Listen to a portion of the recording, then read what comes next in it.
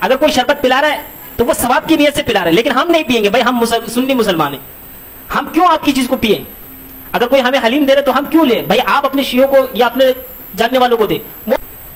شاید آپ لوگ کو بات سمجھ میں آ رہی ہوگی میں جو سمجھانا چاہ رہا ہوں، کہ لڑائی اس وقت لگتی ہے نا جب کسی اور کے مذہب کو کسی اور کے اوپر تھوپ دیا جائے۔ اب میں کہتا ہوں بھائی ہماری کتابوں میں لکھا ہوا 10 محرم میں نبی صلی اللہ علیہ وسلم نے روزہ رکھا ہے، اور فرمایا حدیث کی کتابوں میں اور صحیح حدیث بھی، اور فرمایا کہ یہود و نصارہ بنی اسرائیل کو جب اللہ تبارک و تعالیٰ نے نیل پاک کروایا تو اس خوشی میں وہ یہودی روزہ رکھا کرتے تھے۔ جب نبی صلی اللہ علیہ وسلم کو پتہ چلا کہ یہودی بھی روزہ رکھتے ہیں، فرمایا کہ اس کے ساتھ ایک روزے ملا لو، 10 کے ساتھ 9 رکھ لو یا 10 کے ساتھ 11 ملا لو، ایک نہیں رکھو۔ حالانکہ روزہ رکھنا اچھی چیز ہے، عبادت کا کام ہے۔ فرمایا کہ عبادت میں بھی کافروں کے دوسرے مذہب والوں کے مشابہت اختیار مت کرو، تم اپنے دین پر رہو، اپنے مذہب پر رہو جس کو تم نے اپنایا ہوا ہے۔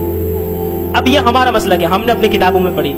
اب دوسرے مسلک والوں کے نزدیک یہ ہے کہ بھائی اس مہینے میں روزہ رکھنا حرام ہے، ناجائز ہے، وہ ہوگی ان کی دلیل۔ اگر میں کہوں کہ نہیں ہے تو بھی مانے گا، تیرا باپ بھی مانے گا، تیرا خاندان والا بھی مانے گا، رشتہ دار والا بھی مانے گا، کیوں نہیں مانے گا؟ حدیث میں لکھا ہوا ہے، کیوں نہیں مانے؟ وہ بھائی میں سنی تو میں سننے والے اپنے کنبہ والوں کو بولوں گا، اپنے جاننے والوں کو بولوں گا، اپنے سنی مسلمان بھائیوں کے لیے بولوں گا یہ حدیث، میں کسی دوسرے مذہب کا قائل تو نہیں ہوں۔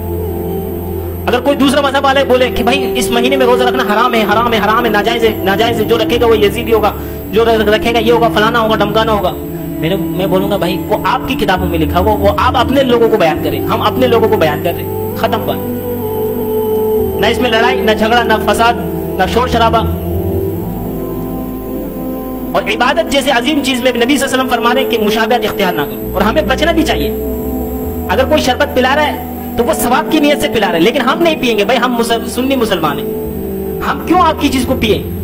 اگر کوئی ہمیں حلیم دے رہے تو ہم کیوں لیں؟ بھائی آپ اپنے شیعوں کو یا اپنے جاننے والوں کو دیں، وہ ان کے لیے جائز ہے، ہمارے لیے ناجائز ہے، ہم نہ کھا سکتے نہ پی سکتے، اتنی سی بات ہے۔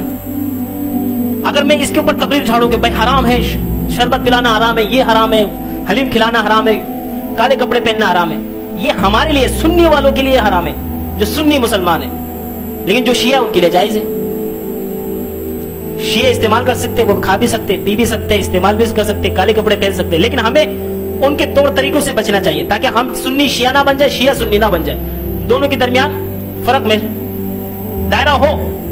اور جو یہ کہے کہ ہم تو فرقہ واریت ختم کریں، نبی صلی اللہ علیہ وسلم نے جب بول دیا کہ بھائی 73 فرقے ہوں گے، ایک جنتی ہوگا، اور وہ کون سا ہوگا؟ ما انا علیہ واصحابی، جو میرے اور میرے صحابہ کے طور طریقے کے مطابق ہوگا وہ جنتی ہے۔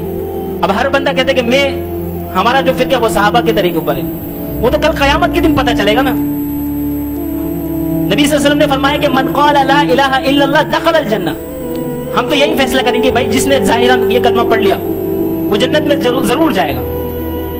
صحیح حدیث حضرت ابو ہریرہ رضی اللہ تعالیٰ عنہ کی روایت ہے۔